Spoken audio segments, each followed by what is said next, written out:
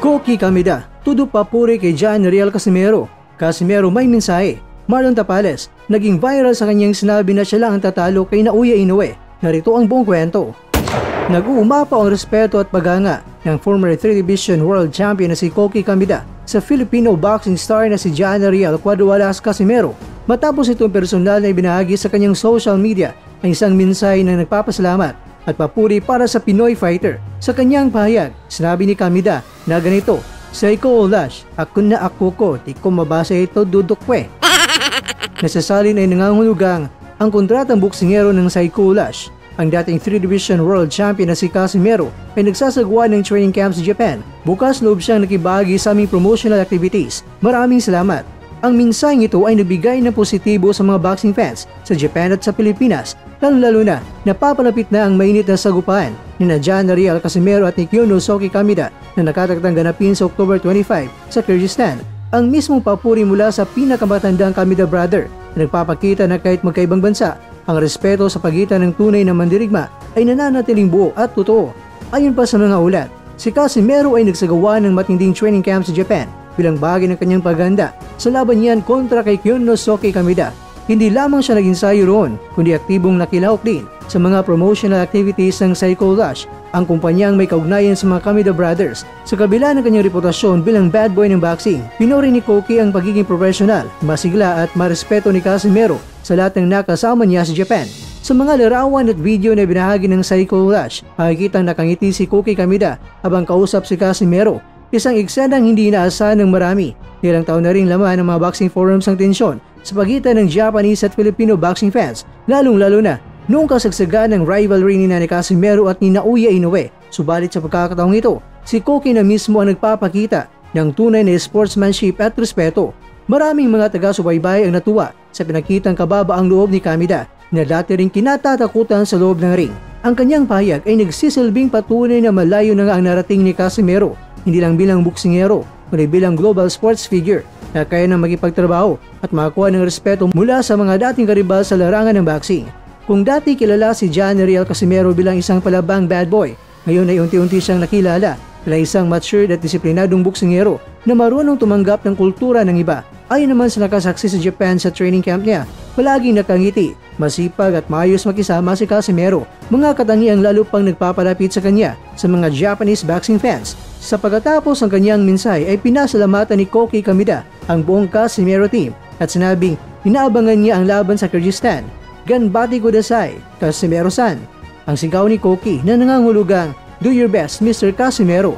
At sa ganitong palitan ng respeto mga kakwento, lalong tumataas ang taas ng interes sa Casimero kontra yan kay Kyonosuke Kamida Showdown. Isang laban hindi lamang para sa karangalan, kundi para sa pagkakaibigan ng dalawang lahi na matagal nang magkaribal sa mundo ng boxing. Samantala, may nakikita ko pang boxer na makakatalo kay Inoue ngayon? Siguro pag-aakyat na siya ng timbang. Sa 122, parang mahirap, no? Oo. Kung maglaban kami ulit. Oo. Kung maglaban kami ulit. Oo. Kung maglaban kami ulit. Oo. Kung maglaban kami ulit. Muling naingay ang dating Unified World Champion na si Marlon the Nightmare Tapales, ang bangungot ng Pinas, matapos ang idineklarang siya lamang ang may kakayang wasakin si Naoya Monster Inoue kung sakaling may kasaraw ang kanilang rematch na naharap. Sa panayam ng lokal na boxing media, diretsa niyang sinabi na wala nang iba, ako lang ang makakatalo kay Inoue kung magkaharap ulit kami. Matatandaan ng mga kwento na noong December 2023, pinabagsak ni Inoue sa Tapales sa round 10 upang maging undisputed super bantamweight champion. Ngunit, ayon kay Tapales, iba na raw siya ngayon, mas matatag, mas matalim at mas determinado na bawiin ang kanyang karangalan. Kung mabibigyan lang ako ng isa pang pagkakataon, babawiin ko ang corona. Dagdag pa ng pride ng Lanao del Norte. Pero pa man, hati ang opinyon ng mga boxing fans. May mga naniniwala sa tapang ni Tapales, ngunit marami rin ang nagsasabi na baka gaapang boy pa rin siya kay Inoue nang sa lakas at bilis ay pinapakita ng Japanese champion sa unang laban nila. Sa social media, ilang boxing enthusiasts na rin ang nagsasabi na hanggat si Inoue ang kaharap, laging ang binabangungot ay si Tapales, kahit pa bangungot ng Pinas pa ang bansag sa kanya. Pero hindi naman nagpapa-apekto si Tapales sa mga kritiko. Anya, lahat naman ng boksingero na papabagsak, pero ang tunay na mandirigma, bumabangon. Patuloy siyang nagsasanay sa Sandman Gym at naghintay ng pagkakataon upang patunayan na hindi pa tapos ang kanyang kwento laban sa monster ng Japan.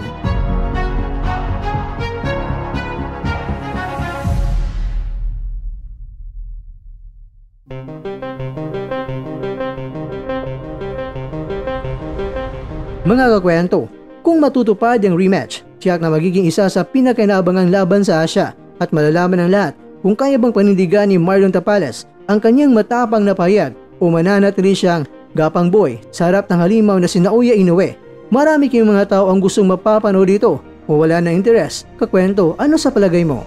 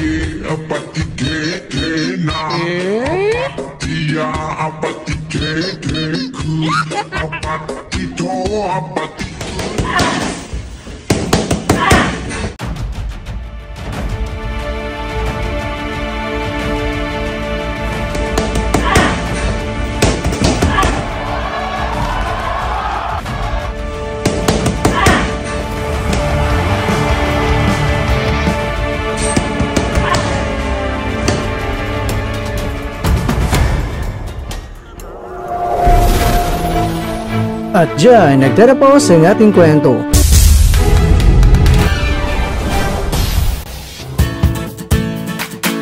Maraming salamat mga kakwento sa inyong panonood. Pero baka naman mga kakwento ay nagustuhan niyo po ang kwento natin ngayon. Baka pwede niyo po akong mabigyan dyan ng like, subscribe at pa-click na rin sa bell button.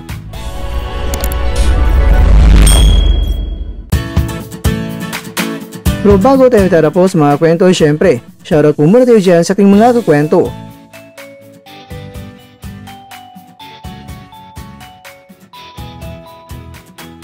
At ikaw kwentong nanonood ngayon, shoutout sa iyo dyan. Bueno, hanggang dito na po muna ang ating kwentuhan. At abangan nyo na po ating susunod na video.